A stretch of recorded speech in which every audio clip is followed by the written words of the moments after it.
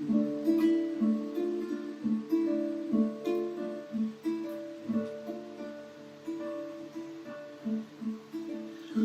to our true crime podcast, Death and Demise in the Loo. Thank you for being our studio audience. Can we get a cheer from the studio audience? Yay! Let's get on with the show. Disco, Trico, Rabbito.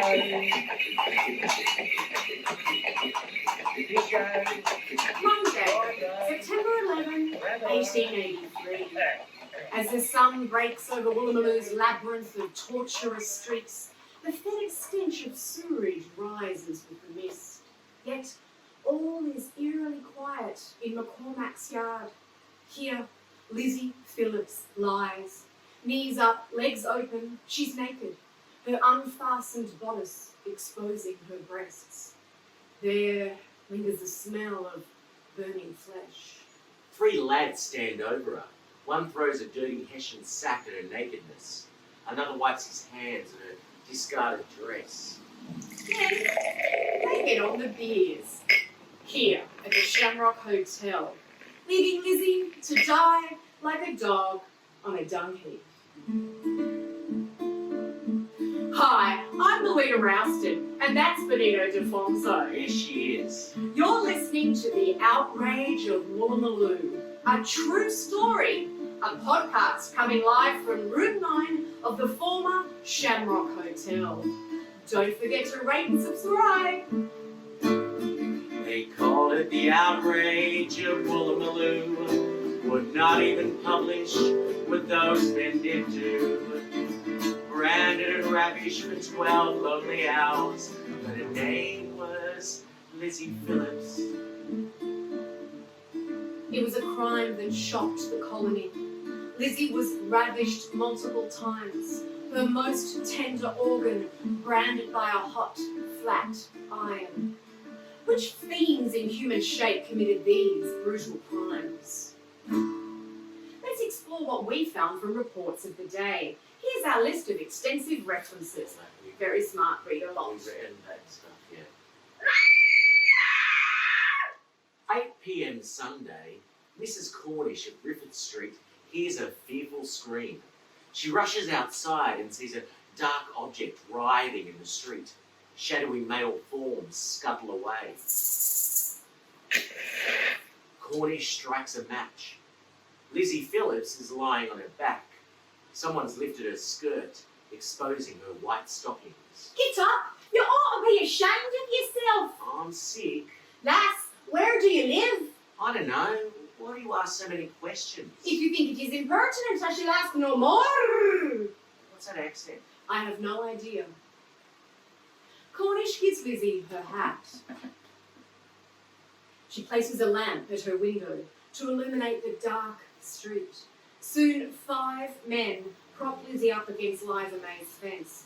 One of the 5 says, You drunken bitch, I'll give it to you when I get you home. Cornish thought that the kindly gentleman must be her husband, so all was in order.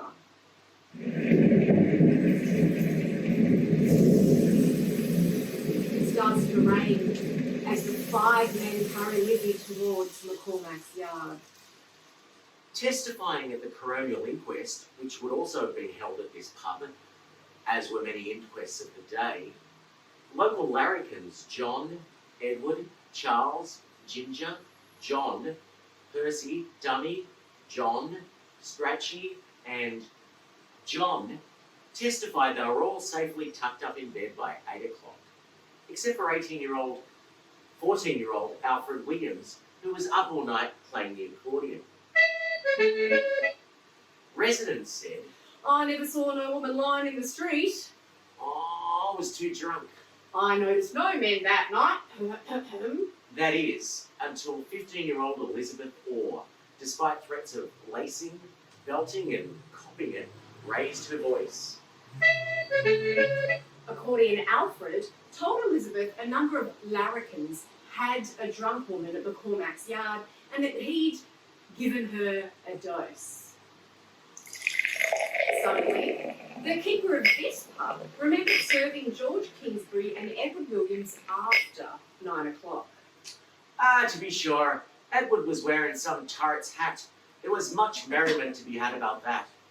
Soon, 14-year-old Fanny remembered at midnight, accordion Alfred, borrowing their iron. Her ma even heated it on the stove. Ma was less helpful. Oh, I don't remember. I was taking chloroform that day.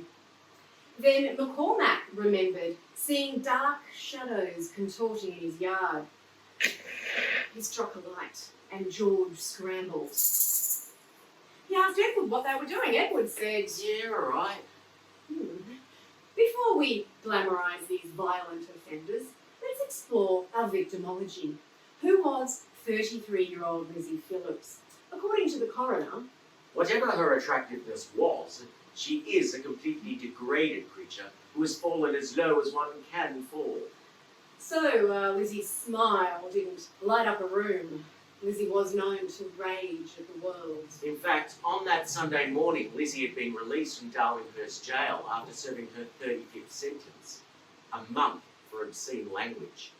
She was cast out with no money, family, or home. Despite this, she was cited 3 times, perfectly sober and in good health, notably at Bottomley's Hotel down the street, exclaiming to the innkeeper's daughter, Aren't you a dear little thing? I was once like you myself. The autopsy showed Lizzie was not an habitual drunkard. Perhaps life was just shit and Lizzie knew it.